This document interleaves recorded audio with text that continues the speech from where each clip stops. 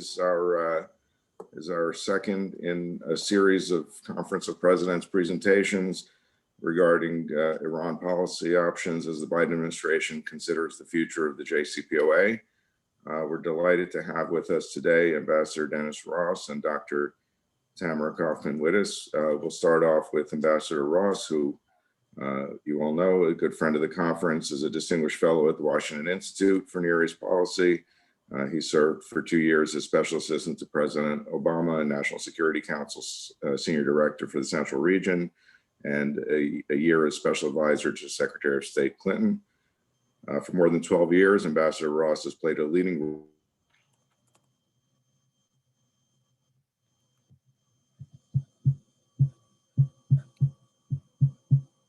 Looks like Arthur has technical issues.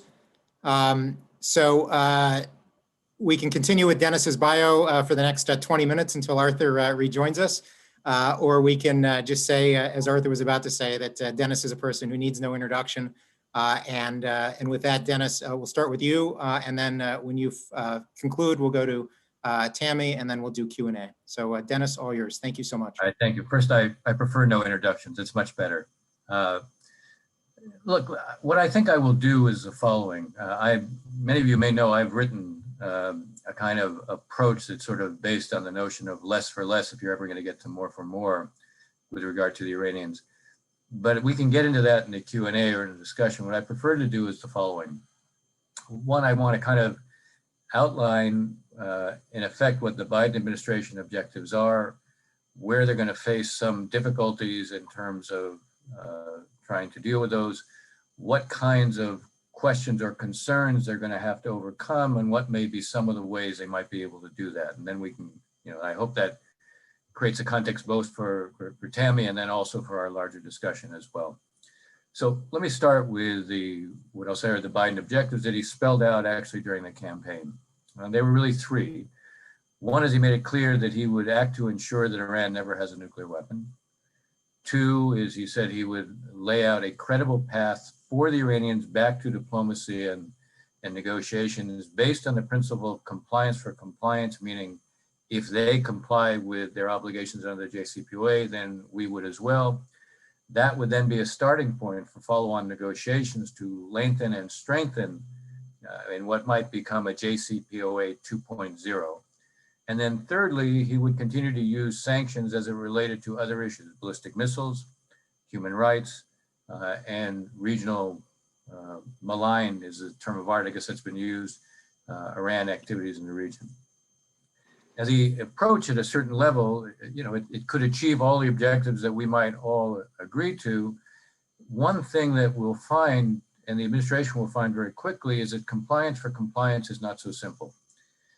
It will take the Iranians at least 4 months to get back into compliance, and the reason is all the areas where they're transgressing the limits. They have accumulated 12 times the amount of low-enriched uranium that they're entitled to under the JCPOA. That means they have to dilute it, they have to blend it, or they have to ship it outside the country. That will take time. They have installed 2 cascades of advanced centrifuges, including one in Fordow, the system, the enrichment site that's built into a mountain. They're not permitted to do that, but also the advanced cascades that they've now deployed, they weren't permitted to install until the year 2025. These are very delicate machines. They're 6 to 10 times as efficient as the IR-1s, the ones that they have used largely up until now. And as I said, they're delicate machines. You can't just unplug them, you have to dismantle them. So that will take time. They are enriching to 20%. They can turn that off, but they have to. They are fabricating now uranium metal, which could be used for a form of fuel, but is also something you do if you're interested in casing fissile material. So meaning it's relevant to bomb making. The point is there's a whole series of transgressions that will take them time in order to correct. This is not a light switch that you flip and suddenly you're back in compliance. So as I said, it'll probably take 4 months. Now the Biden administration approach is premised on the idea we're not lifting sanctions until they are back in compliance.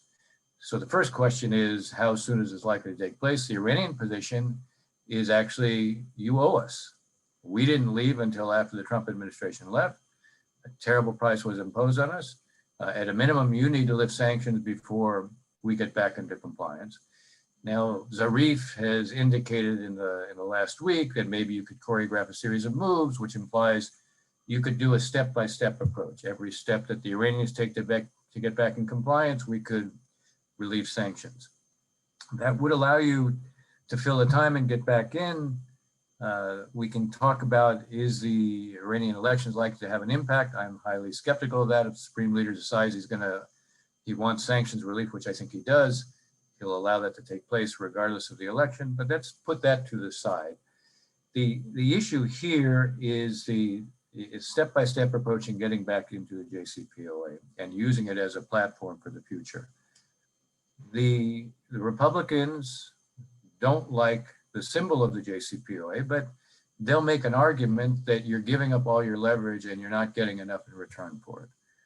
The Israelis look at the JCPOA and their concerns about the JCPOA are not just at the time that some of the targets in it will be realized soon, meaning some of the limits and the sunset provisions, but the bigger concern they have always had is that in the year 2030, Iran will be permitted to have a fully legitimate, very large nuclear infrastructure. And even if we have ongoing verification means, they won't be sufficient, and Iran at some point will be able to present the world with a nuclear weapons fait accompli.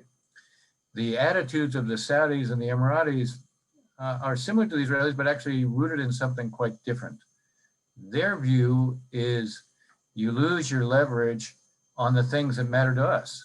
The JCPOA, for them, they looked at and said, with the Obama administration, once they did the JCPOA, they turned a blind eye to everything Iran did in the region. And whether that's true or not, they certainly perceive that, and that's their fear now. And they say, and the Republicans say, and the Israelis say, if you go back in the JCPOA and the Iranians have all the nuclear-related sanctions lifted, what incentive do they have to change any of their behaviors? They will get the sanctions relief, and they'll get what they need in terms of economic support and the like, and the result, therefore, is you've lost your leverage.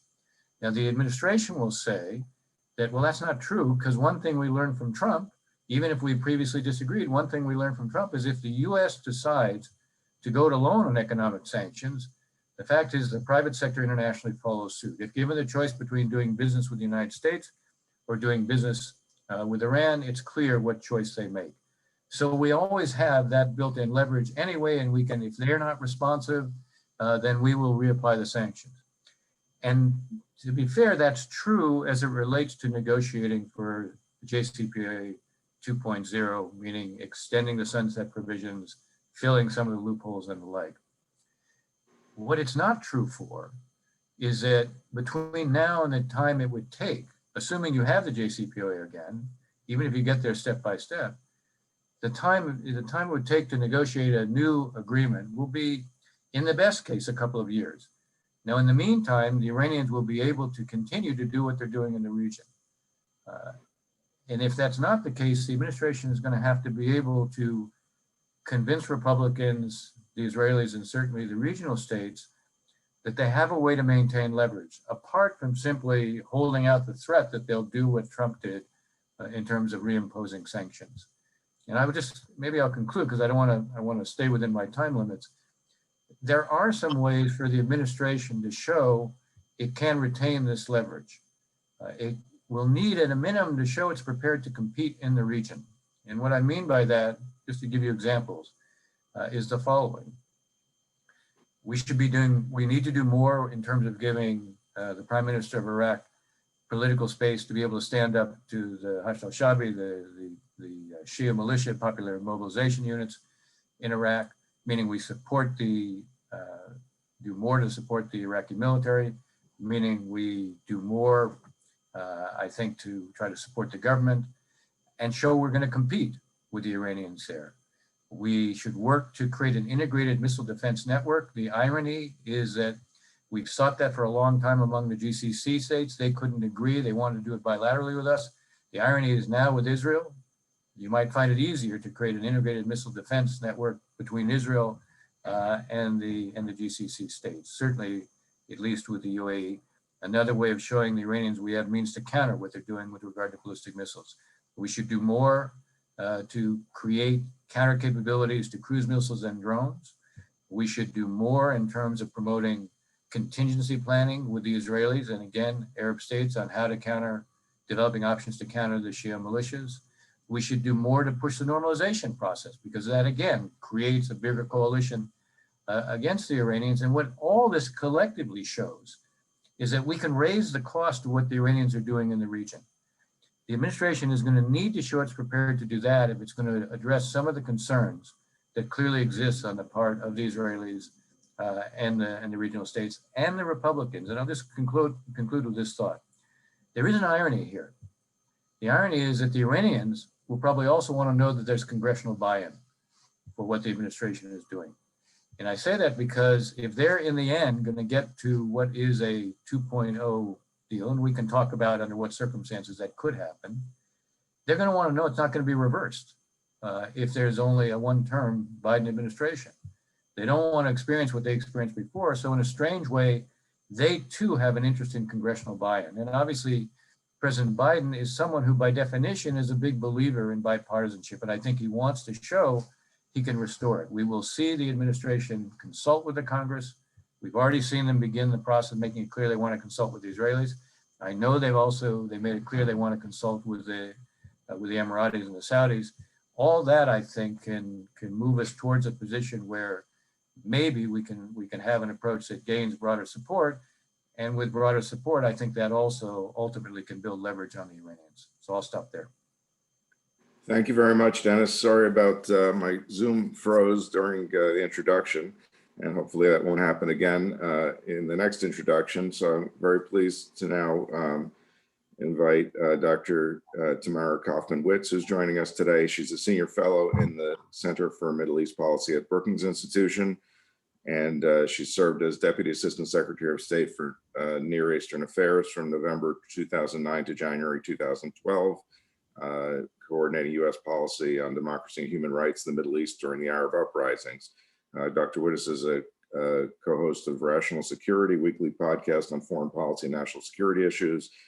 She teaches or has taught at International Relations and Security Studies at Georgetown University and was one of the first recipients of the Rabin Peres Peace Award established by President Clinton in 1997. Tamara, please take it away. Arthur, thanks so much. Look, some of you know me from my time at AJ Congress or at the RAC. Some of you know me from my 18-year-old Habonimnik self. But it is great to be here in a different capacity with you today, and I appreciate the invitation. It's good to see everyone. I'm going to try to pick up where Dennis left off, because I think he really teed up an important look at not just the US-Iran bilateral dynamic, but how the other regional players are looking at this challenge and how they're looking at American policy, so that we can talk about the equation that the Biden administration has to solve if it's going to be effective in addressing this threat. But I have to start with a personal note and paying tribute to a man who was assassinated today, probably by Hezbollah in Lebanon, Lokman Slim, who was a Shia activist, researcher, community organizer, a fierce and proud critic of Hezbollah, and ran a wonderful set of community institutions in the Shia community in Lebanon, and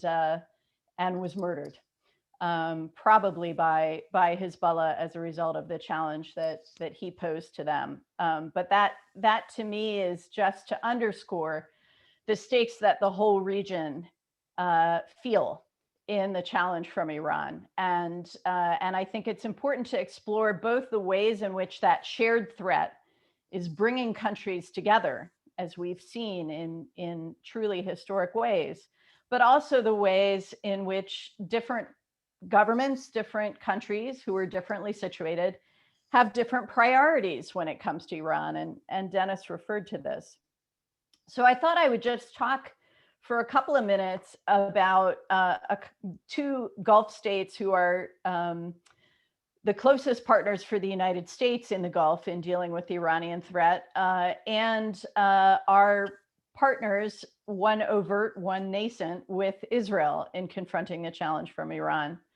Talk a little bit about how they view the stakes, how they view what the Biden administration has inherited and what that means for the way forward. So starting with the UAE, this is a country that has its own territorial dispute with the Iranians over a pair of islands in the Gulf that the Iranians seized some years ago. But this is a small state that is dependent on trade. It's dependent on energy exports, and it's very vulnerable to Iranian attacks, and has felt that quite directly over the last couple of years with what we think were Iranian attacks on port facilities and ships just outside of Emirati ports.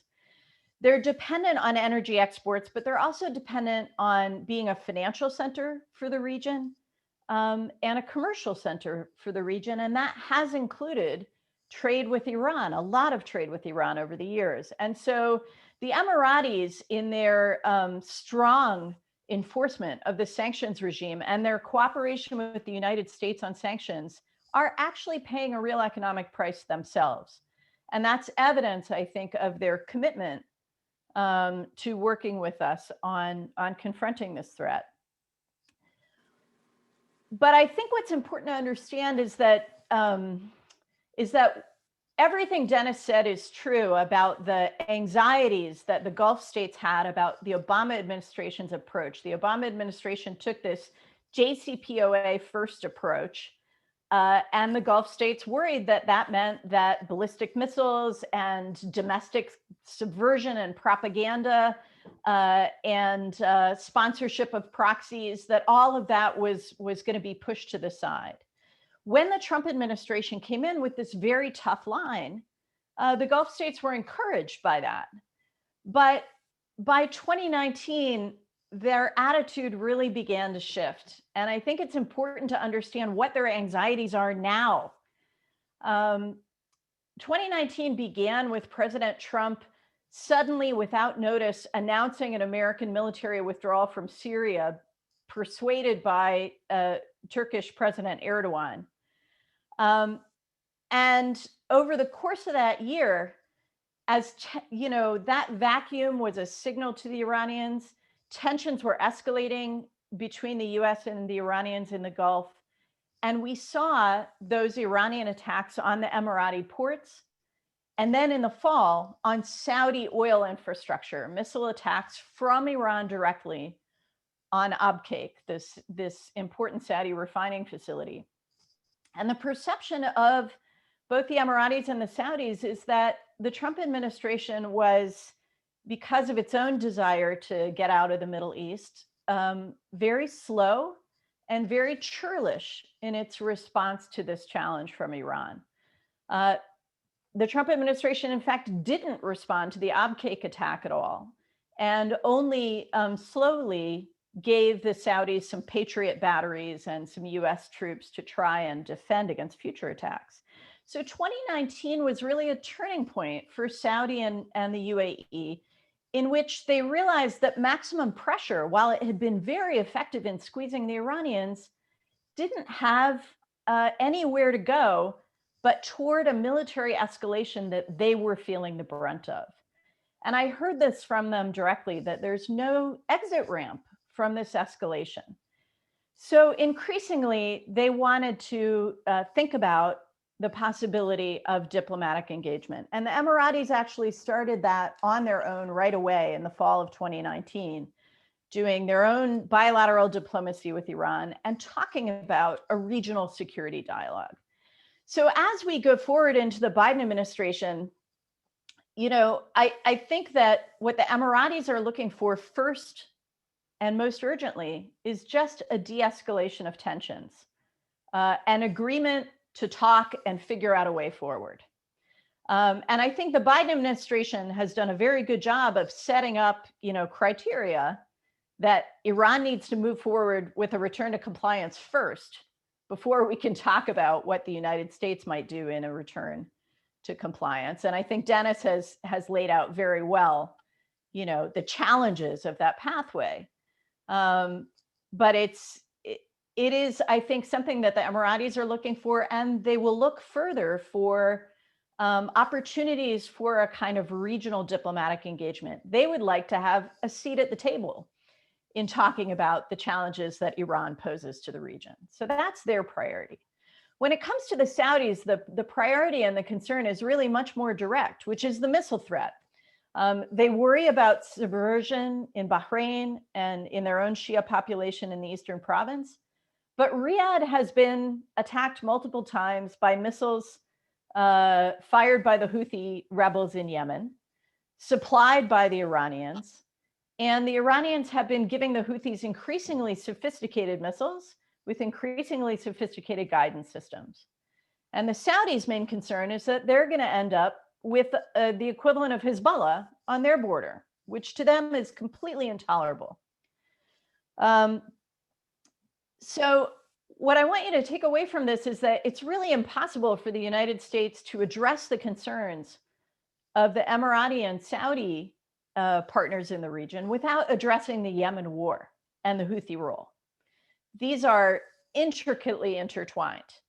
And so even as the Biden administration says that it wants that war to end and it wants to stop supplying Saudi weapons to fight that war, it has to figure out a way to tighten the screws on the Houthis and on the Iranian-Houthi relationship so that they don't present an ongoing threat to our Gulf partners. So what's the way forward? I think Dennis, spoke very well about the need to look at ways to tighten the sanctions regime and to improve cooperation and dialogue between the U.S. and its partners in the region. I would add a couple of additional elements. I would say that when we were working at our best together on the intel side, we and Israel and our Gulf partners were able together to expose, to interfere with, to roll up Iranian technology transfers, Iranian arms transfers, and Iranian intelligence operations around the region. And if we're going to be effective in containing Iran's threat and the threat posed by its proxies, we need to go back to that practice.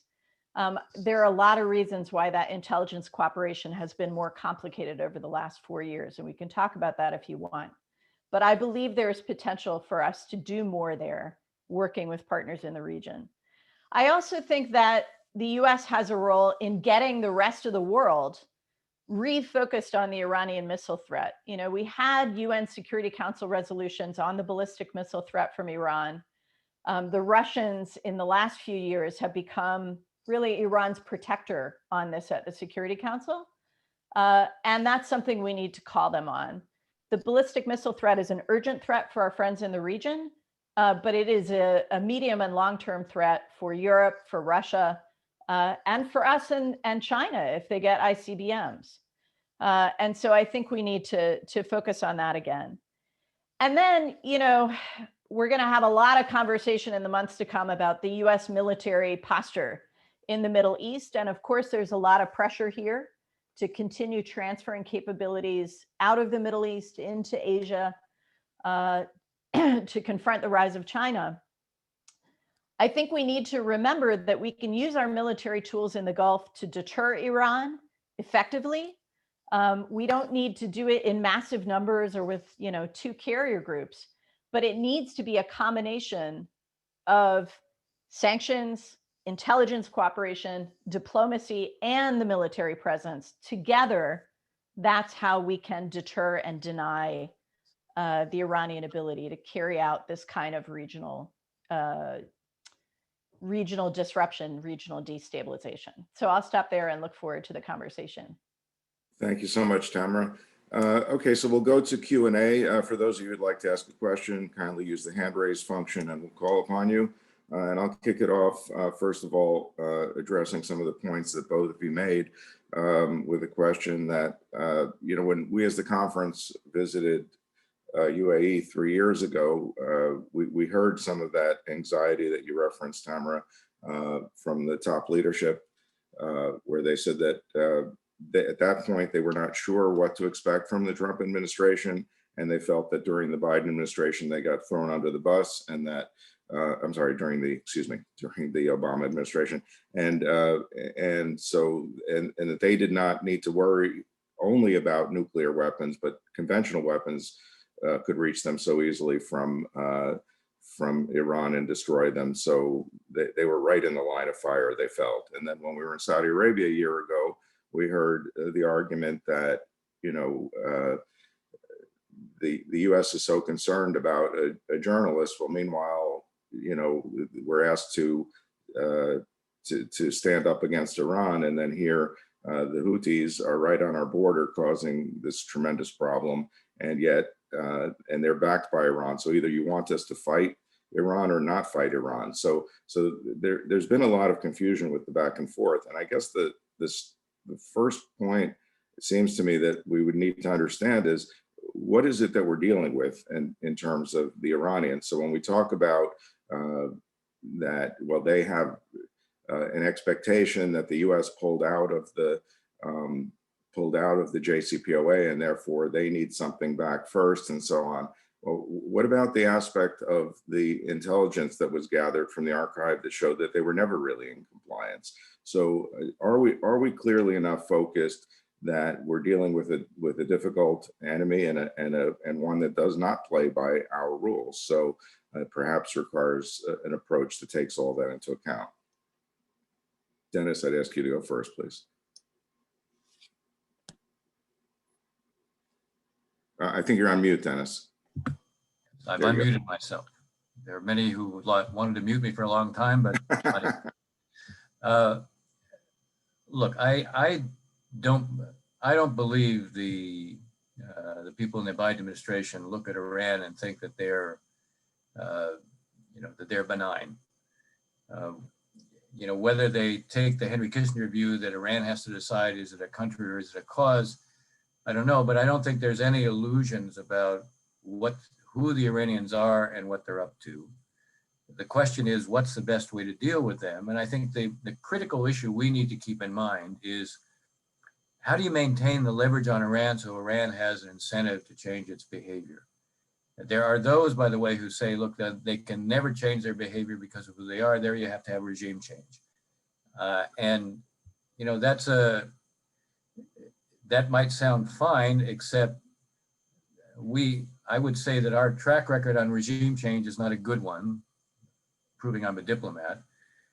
So I think the point is, you focus on how do you retain your leverage? And there's a lot of ways to do it.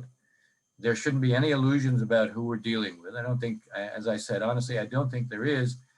But I do think, one of the key issues that we all collectively have to think about is, what kind of risks are you prepared to run? There are those who will say the Iranians need sanctions relief right now, and because they need that, we should not do anything to ease that pressure until we actually see them do things, not just to get back into compliance with the JCPOA. There will be others who say, okay, but we have to get back into compliance with the JCPOA because they've already reduced their breakout time. And while it is interesting that Tony Blinken is saying it's now a couple of months and could be a few weeks, and now the Israelis are saying, well, it's actually 6 months, which I think reflects more the Israeli attitude. They don't want to see the leverage relaxed in any way.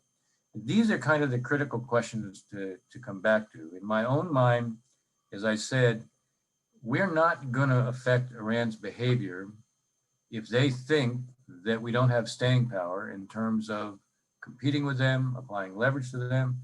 I laid out ideas. You heard Tammy lay out ideas as well. The critical issue here is you can negotiate with the Iranians, and the key is preserving your leverage as you do.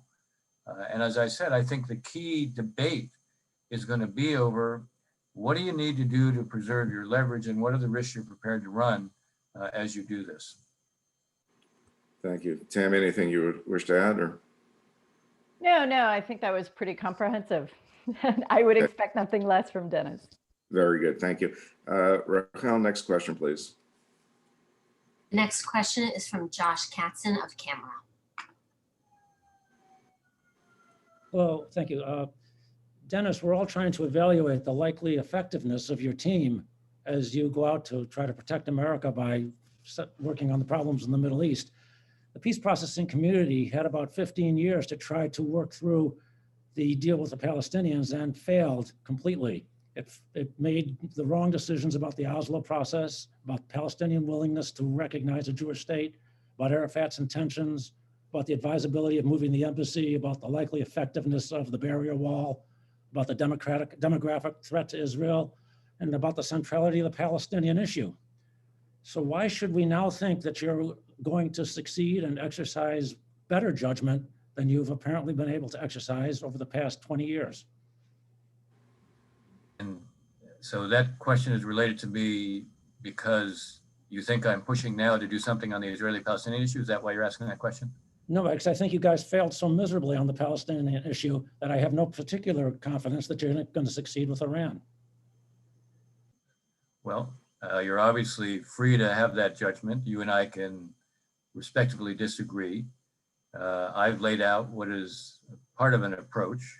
My real approach at this point is actually what I call a less for less approach. And that's the idea is that if you want to stretch out the time in which the Iranians could break out, you don't have to go all the way back to the JCPOA. You could have them, say, reduce from 2,600 kilograms to 800 or 1,000, stop the 20% enrichment, stop the fabrication of uranium metal, dismantle the cascades of advanced centrifuges. In return for that, you don't lift the sanctioned regime, you give them limited sanctioned relief. That way you retain your leverage. That's the point I'm making. You can disagree with that because obviously you have a different view. I could recite the history and very differently than you. Clearly we don't have an agreement. If you think that Arab states would have begun to deal with the Israelis without Oslo, you should probably talk to some of those, including those who are now normalizing with Israel. Was Oslo a success? No. But did it change some of the circumstances? Yes. Is the right way to deal with the Palestinians now by resuming negotiations? No. The right way is to build on the normalization process. If you read my book, Doomed to Succeed, back in 2015, you'll see that I always felt that the Arab state did not put a premium on the Palestinian issue, but used it. But I'm not sure you read that book. And I'm not sure, that I'm going to persuade you. Pretty clear you're not going to persuade me. Thank you. Tamara, anything you wanted to add or? Well, I'll just pick up on one point Dennis made. The less for less that he's describing, which I think is, certainly one viable way of moving forward.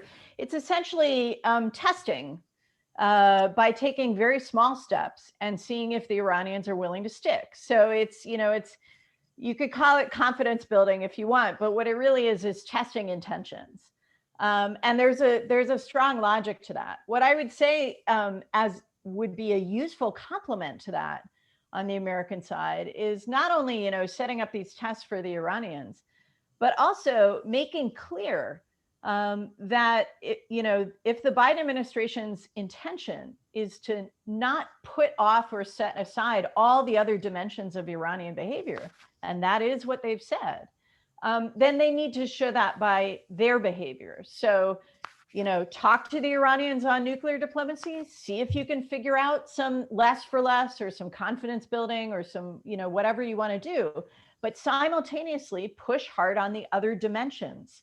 The missile transfers to Hezbollah, the missile transfers to the Houthis, the propaganda and the disinformation, which, by the way, the Iranians have targeted at American audiences as well. So I think there's a lot that the Biden administration can do to signal its clear intentions to deal with the full spectrum of issues. And, so far, they haven't had a huge opportunity yet to do so, but I don't see any indication that they're not moving in that direction.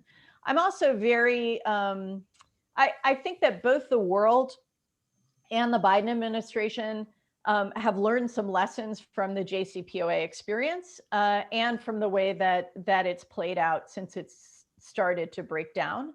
So my hope is that not only the Biden administration will avoid repeating mistakes, but the rest of the P5+1 will also avoid repeating mistakes that they made in the original agreement. Thank you. Rachel, next question, please. The next question is from Harriet Schleifer of the American Jewish Committee. Thank you very much. And this is quite informative.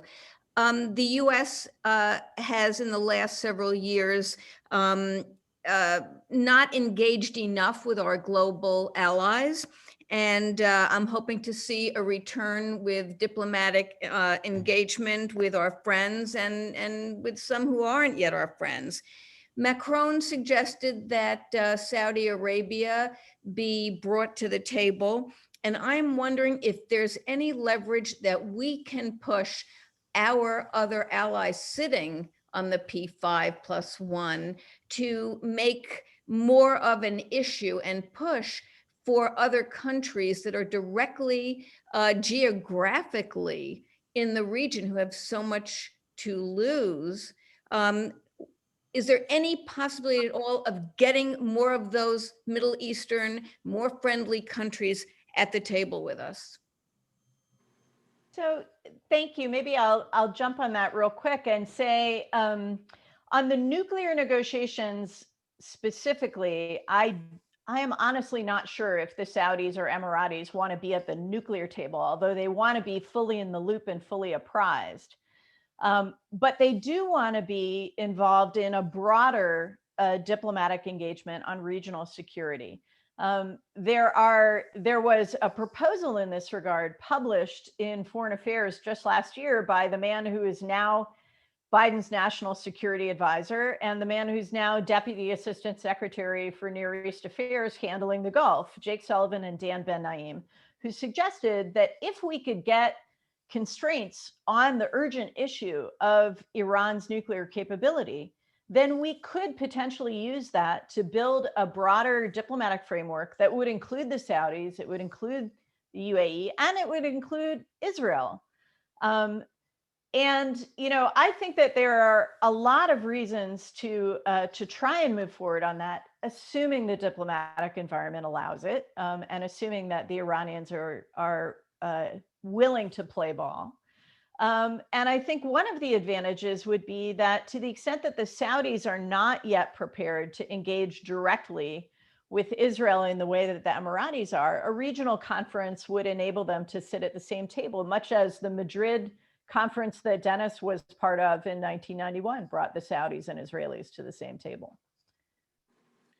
Thank you. Rachel, next question, please.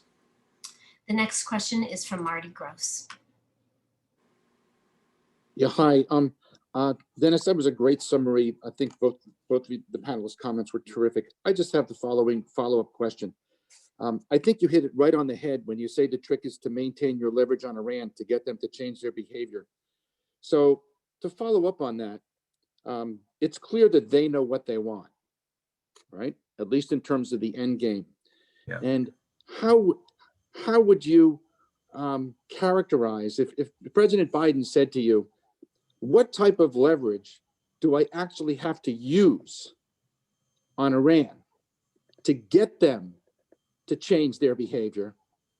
And how would I know whether that is or isn't working? So I'd have to think of non-diplomatic approaches. How should we think about answering that question for either you or Tamara? So I think both of us will address it, and both of us sort of have to this point, but so let me sort of add the following. Marty, when you think about leverage is, takes several different forms. And by the way, leverage can be both positive and negative. There's negative leverage that is designed to raise the price in a way that the Iranians would decide the price is too high. And by the way, we have a history with the Iranians with when the price becomes too high, as they measure it, not as we think it should be, but as they measure it, they adjust their behavior. So we know that Khomeini said he would fight the war with Iraq for however long it took. And when the price became too high in 1988, as he said, he took the equivalent of drinking poison from a chalice and ended the war. We know that in the 1990s, they stopped assassinating Iranian dissidents in Europe because they were going to face sanctions. We know that in 2003, they made a decision to suspend enrichment and even made certain offers, which are of some historic debate, over limiting their support to Hezbollah and Hamas because they were afraid they were next after we defeated the Iraqi military in 3 weeks and they couldn't defeat them in 8.5 years. And we know that after saying they would never negotiate on their nuclear issue so long as they were under sanctions, they did begin to negotiate on the issue when they were under sanctions. So the trick is finding the right mix of costs that they see are high enough that they have a reason to try to reduce it. Now, the positive side of that is also giving them a way out. If you corner them, there's going to be some resistance. So it's a mix of both. Now, I view the economic sanctions being one element, and they obviously feel it right now, and they want sanctions relief. I think there's also political isolation. They don't see themselves like North Korea, and the extent to which you can isolate them politically, that also pays an effect. I think they have to fear that if diplomacy fails, that we will use force to take out their nuclear infrastructure. The last thing we want to do is put them in a position where they think force is really off the table. Now, that isn't to say, you want to pursue force as an option per se, but you want them understanding that could be the consequence if they don't come around. Now, in the meantime, you also, as I said, and Tammy said in some ways, I'm saying in other ways, there needs to be a very active readiness to compete with them in the region to show them they're not going to succeed there. So that's also going to be costly. And I think both of us have tried to describe all the different ways you do that. But that's the way I would lay it out. I would lay it out in terms of we have a history here of seeing them adjust their behavior. And so the question is the right mix. And how do we, I wrote this long paper on Iran. I went through and cited some of the lessons you should learn from both the Obama period and the Trump period about some of the successes, but also some of the failures, and what lessons do you learn in terms of applying it? That's the way I would answer that. Thank you. Perhaps we'd alternate the responses if that's okay with you, Tammy? Yeah, sure. Okay, great. So Rachel, next question, please, and that'll go to Tammy. The next question is from Rabbi Rick Jacobs of the URJ.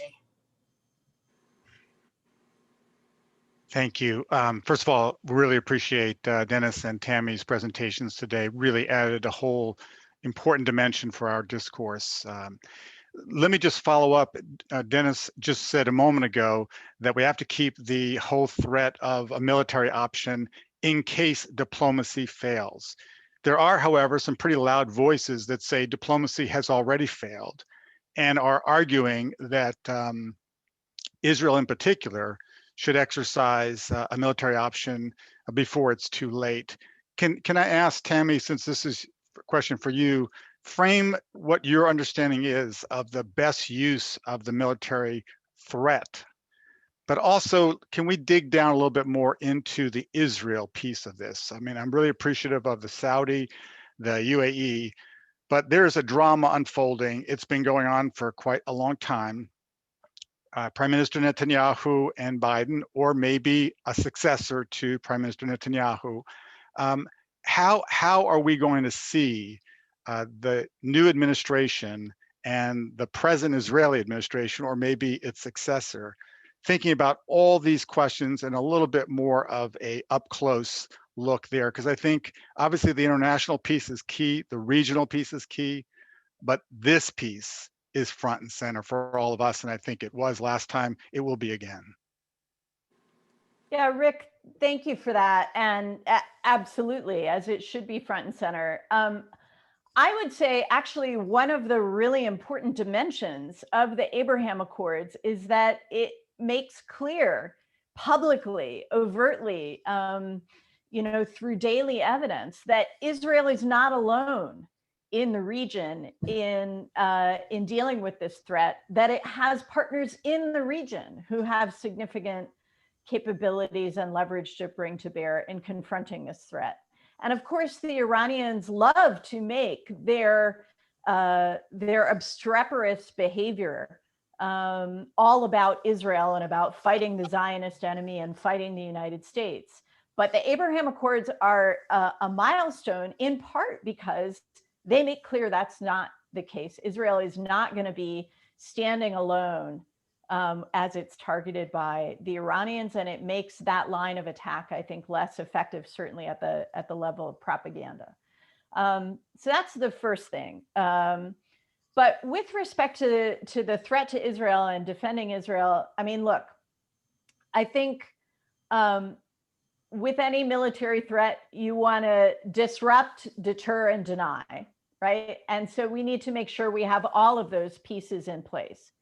Some of that is intelligence cooperation, as I mentioned, so that we know as much as possible about the Iranian program and about Iranian intentions, and that we're working together to do everything we can to disrupt, whatever technologies or capabilities they're trying to bring in from abroad to facilitate their program, to grow their program.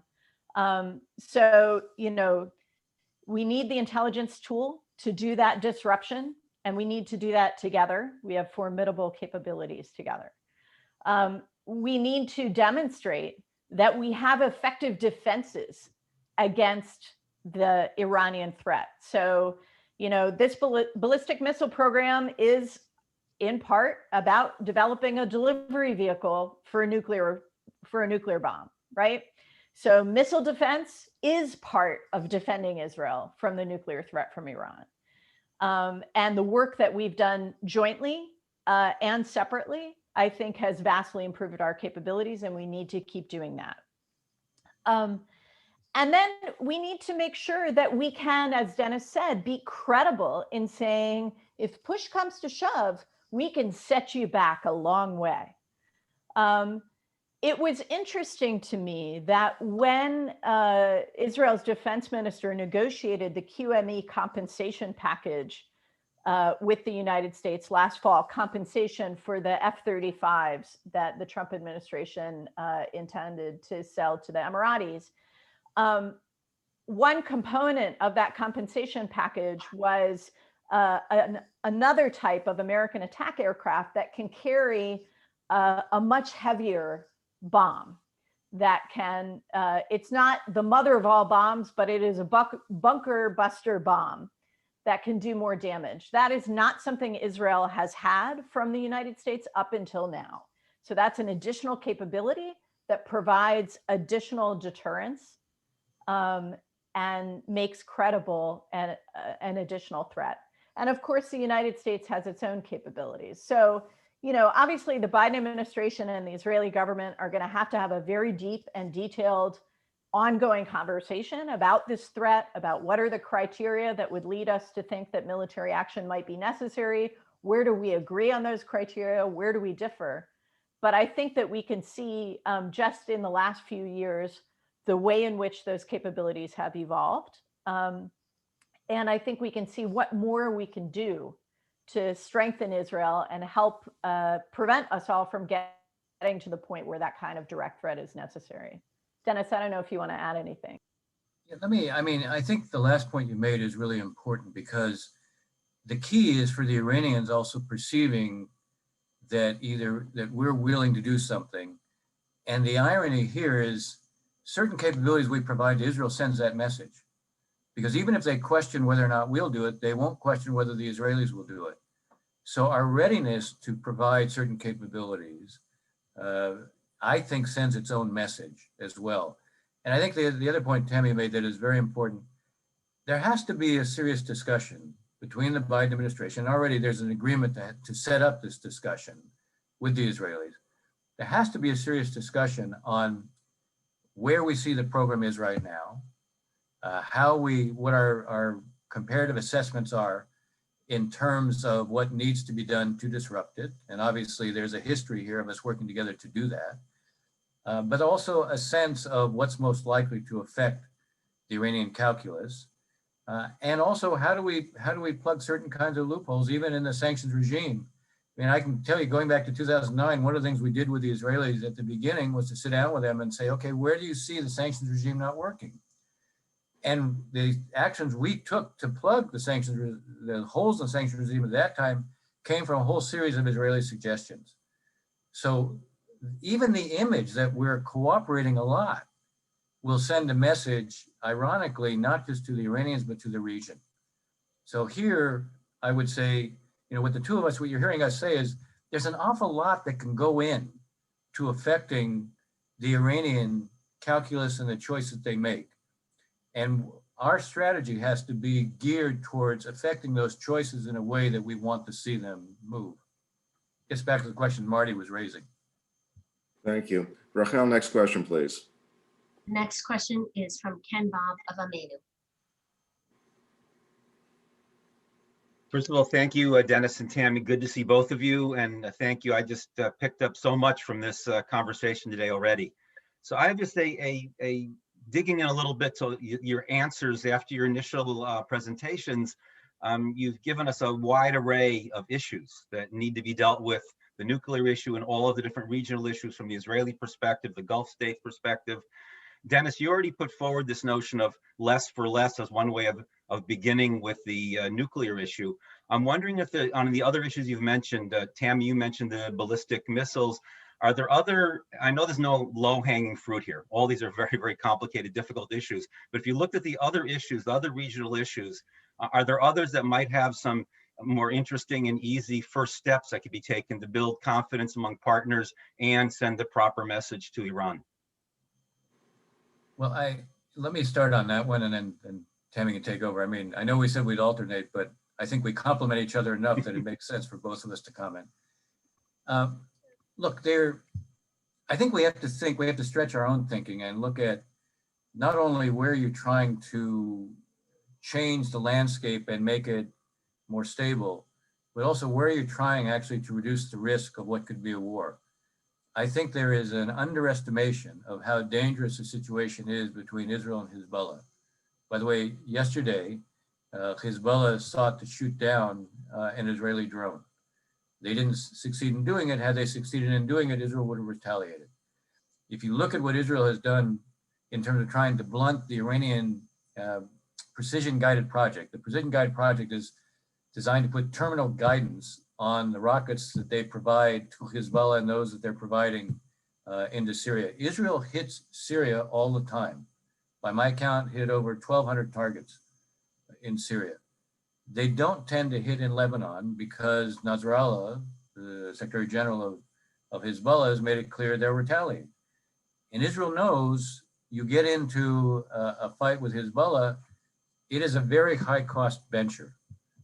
The truth is, Nasrallah doesn't want it either. But sometimes you can have war that takes place even when neither side wants it. Nasrallah doesn't want it because he understands if there's a war, Israel comes into Lebanon, it goes after the fighters, it goes after the weapons depots, it goes after the leadership. It could weaken Hezbollah to the point where it becomes vulnerable within Lebanon. But it's a very high cost venture for Israel because to root out Hezbollah fighters and the weapons are all built into urban areas. The cost to Israel will be very high. Israel will be hit with like 2,000 rockets a day. This could go on for at least a month. This is a terrible conflict. Neither side wants it. And the truth is, the Iranians understand it's probably not in their interest because Israel won't accept a situation where it's got people sitting in bomb shelters throughout the whole country for at least a month, and the country largely shut down, and Iran remains immune. So Israel will hit high-value targets in Iran. The point here is this is a war that escalates not only vertically, but horizontally. You know how it starts, you don't know how it ends. We can recognize one thing. Hezbollah doesn't want that war, Israel doesn't want that war, and Iran doesn't want that war. So what's the one thing you could think about doing? You could think about some kind of agreement that stops the precision-guided project. The Russians, interesting enough, will have an interest in it because they don't want to be in the middle of this war. The Chinese don't want to see a big disruption either. So here's an example where you could take what is a traditional arms control approach, which doesn't end conflicts, but it limits their potential to erupt and it reduces the risk of there being an escalation. You know, for Israel, the the precision-guided project mission of Iran is a deep, fundamental strategic threat. You know, the rockets that Hezbollah has now, they're governed by inertial guidance, meaning they reach the apex of their arc, and then it's gravity that takes them down. Terminal guidance means the Hezbollah, which has probably more than 130,000 rockets, tens of thousands of those have the range and payload to cover Israel, but they don't have any accuracy. So the missile defense network Israel has can ignore most of them because they'll hit in open areas. If there's precision guidance, terminal guidance, they will saturate the Israeli missile defense system.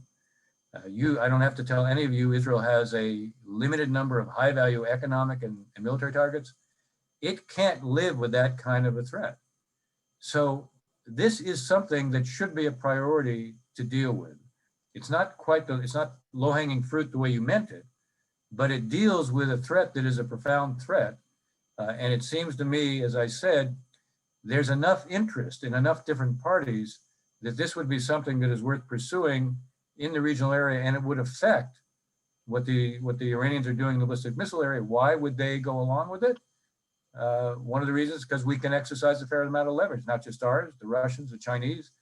And in a sense, it's focused on dealing what is their real threat that they pose by what they're doing in Syria and Lebanon, not the mere fact of their presence. Thank you. Rachel, next question, please. Next question is from Diane Loeb of the Conference of Presidents. Thank you very much for the conversation today. One part of the world that you haven't talked about is Europe. They're obviously important to keeping the leverage on Iran. How do you think the Biden administration will engage with our key European allies here? Great question, and also congratulations on your election. Thank you. I think we saw throughout the campaign and in the very early stages, the Biden administration's clear intent to reconnect with European partners on a whole range of issues. But just today, actually, I saw one indicator of how this might play out in the Middle East. There was a joint statement issued by Secretary of State Blinken and the French foreign minister about Lebanon. We're marking the 6-month anniversary of this horrific explosion in the Beirut port. And they issued a very strongly worded joint statement about the need for accountability for political factions in Lebanon, you know, including Hezbollah. And so my hope is that we will see more of this, more joint action that does not allow bad actors, whether it's in the Middle East or anywhere else, to sort of play us off against one another or exploit the gaps between us. That requires a very robust dialogue, and I'm glad to see it's already underway. I think, you know, just adding a sentence and connecting, Diane, your question to Ken's, part of what's happened in this region is that the civil conflicts in Syria and Yemen have become proxy conflicts between Iran and its adversaries. And the conflicts themselves have given the Iranians a lot of room to do more disruptive stuff, like transferring precision guided missile technology, which they're now doing to the Houthis and not only to Hezbollah, right?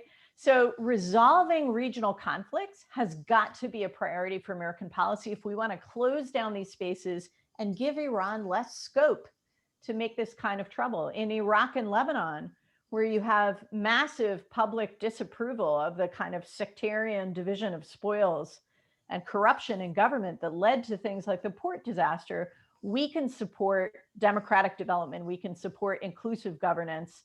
The Iraqis are going to have elections later this year. And so, you know, that's stuff that on the diplomatic side and on the tool of economic assistance, there are also things we can do to squeeze Iran and squeeze its regional clients. Thank you. So we're running long on time, but so we'll just turn to William, who has one final question. William? Great. Thank you very much, Arthur. And thank you so much, Tammy and Dennis, for joining us. Since we are short on time, I'll be very brief. Just while we were talking, Jake Sullivan previewed the first major foreign policy speech the president is going to be giving this afternoon at the State Department. And among the things that National Security Advisor Sullivan said is that the White House will be freezing troop redeployment in Germany, but also that President Biden will announce this afternoon an end to U.S. support for, quote, offensive operations in Yemen. I wonder how that plays into, Tammy, your sort of sense of the region and the sort of power balance or imbalance as it relates to the U.S. and Israel with the Gulf states, and sort of how this will play out.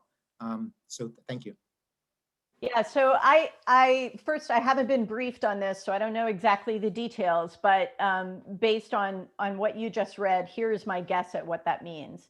It means the United States is going to stop resupplying munitions, the bombs that are coming from the Saudi attack aircraft and bombing Yemen.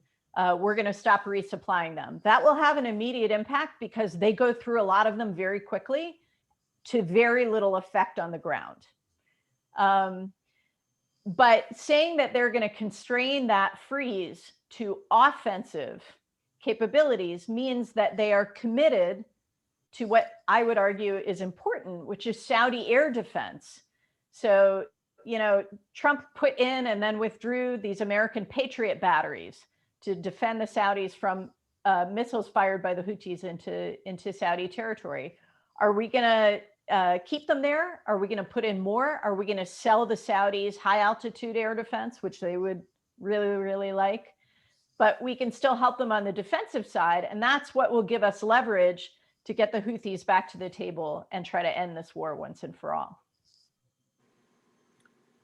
Thank you very much. Well, listen, I want to thank both of you, Tammy and Dennis, for joining us today. I think you really helped us frame our understanding of the possibilities on a go-forward basis, and again, to highlight the critical nature of these decisions, not only to America, but certainly to Israel and as well to the other Gulf states and other regional players. So thank you very much for your insights and for your time. We really, really appreciate it. Pleasure. Great to be with you. Bye-bye. Thank you both so much. Thank And you. thank you everyone for joining us.